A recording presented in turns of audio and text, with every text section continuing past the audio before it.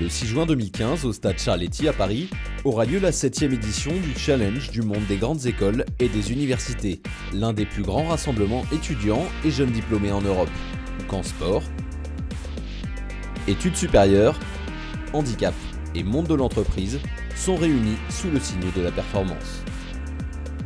Le Challenge du monde des grandes écoles et universités, c'est surtout pour des milliers de jeunes l'opportunité unique de se montrer et pour les entreprises de faire découvrir leur métier et pourquoi pas y dénicher leurs futurs talents. Réunis à l'hôtel de ville de Paris pour la conférence de lancement, les DRH des entreprises qui seront présentes le 6 juin étaient invités à présenter leur métier et leur culture d'entreprise. Disneyland Paris a beaucoup réfléchi sur toutes les problématiques de marque employeur. Une marque employeur, ça doit trouver ses sources à l'intérieur de l'entreprise et pas être donc un slogan marketing. Ça permet de faire vivre donc les métiers et de mettre en avant les 500 métiers de Disneyland Paris. Donc c'est à la fois des métiers très opérationnels dans l'accueil, dans la technique, dans l'ingénierie, mais c'est aussi tous les métiers du siège, dans les ressources humaines.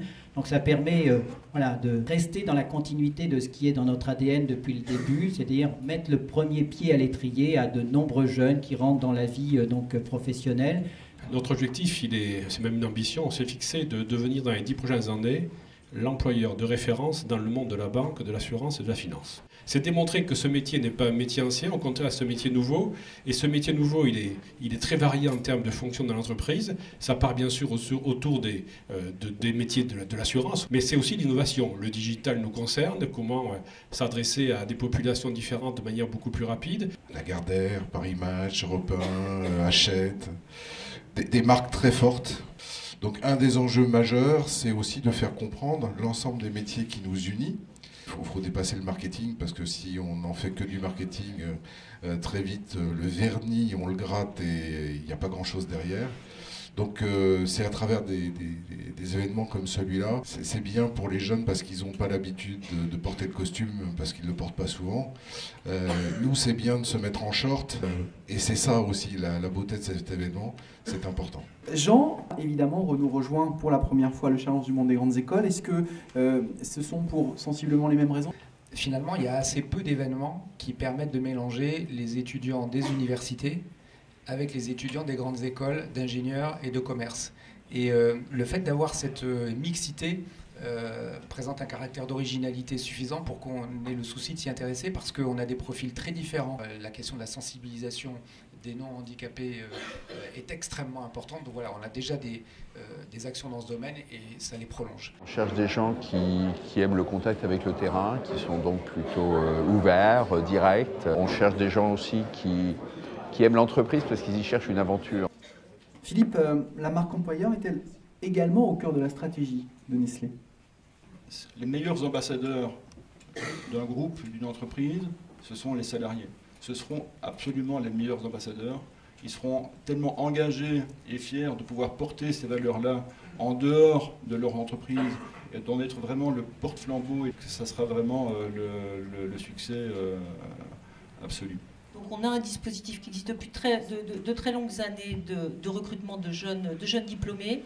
J'y tiens beaucoup, issus des grandes écoles et de l'université. Donc là, l'idée de la refonte vraiment de ce programme, d'abord, c'est de créer un peu des esprits promo. On garde un principe qui marche très bien, c'est pendant 2 ans, donc à ces jeunes qui nous rejoignent, de leur donner 3 missions de 8 mois, et on intègre à leur demande, c'est un souhait très souvent renouvelé, une mission à l'international. Le groupe Atos aujourd'hui, avec l'acquisition de Bull, c'est 86 000 collaborateurs dans le monde, 18 000 en France. Donc avec une ambition de devenir le leader européen du cloud, du big data et de la cybersécurité. Donc parcours divers, métiers et technologies, esprit collectif et sportif, belle référence. Aujourd'hui, EDF, c'est 160 000 collaborateurs dans le monde et c'est depuis 2010 plus de 27 000 recrutements. Tu as choisi de rejoindre le Challenge du monde des grandes écoles et universités ? Enfin, 15 000 jeunes impliqués tout au long de l'année, 6 000 le jour J, c'est juste incroyable. En complément, c'est bien évidemment toutes ces valeurs de sport. Hein. On a dit le dépassement de soi, évidemment, l'engagement, la solidarité, le collaboratif, le travail en équipe. Enfin... Bon, je vais demander à Mathieu Gabet, président directeur général de 80 Group. de me rejoindre au PUP. Donc tout au long de l'année, c'est plus de 100 ambassadeurs dans les grandes écoles et dans les universités qui sont en relais de mes équipes pour coordonner l'ensemble des dispositifs de marque employeur qui sont mis en place pour les différentes entreprises qui sont présentes. 150 000 flyers, plus de 10 000 affiches sont mises en avant dans les écoles, dans les universités, en proximité. Plus de 15 000 jeunes s'inscrivent chaque année. Il y en a à peu près 150 000 actifs et 15 000 sont directement acteurs du challenge du monde des grandes écoles et universités. Donc il y a des épreuves de course, du sprint, de 100 mètres.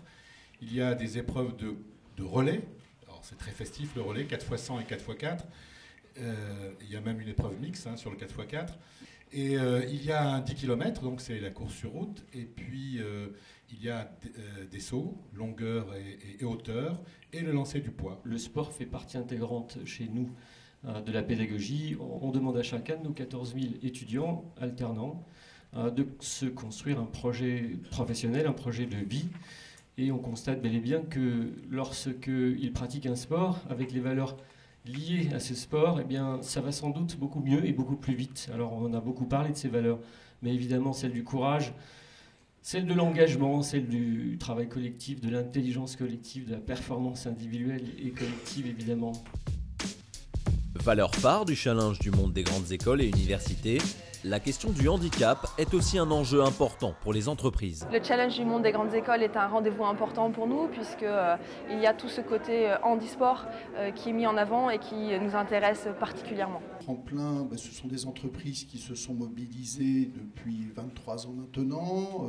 C'est un réseau national de plus de 200 entreprises dont la mission est d'accompagner des lycéens et des étudiants qui sont en situation de handicap tout au long de leur parcours d'études et de leur permettre pendant ce parcours d'études de découvrir des univers professionnels pour se construire un projet académique et un projet professionnel. Toujours dans le souci de l'inclusion, j'ai voulu montrer que handicap pouvait parfaitement rimer avec compétence, avec la gagne, avec le sport, avec la performance. On est là pour la 7e année. Ça prouve le succès de cet événement et son utilité. Il y a des nouveaux aussi qui viennent de rejoindre l'événement et je souhaite leur dire la bienvenue. Je suis sûr qu'ils vont apprécier, découvrir avec gourmandise cet événement qui est bien sûr festif avant tout, qui restera festif, convivial, mais qui a une vraie utilité pour les étudiants, pour l'entreprise. Et puis voilà, maintenant je crois qu'il y a plus qu'à attendre le 6 juin. Voilà, merci à toutes et à tous de votre présence et à très bientôt.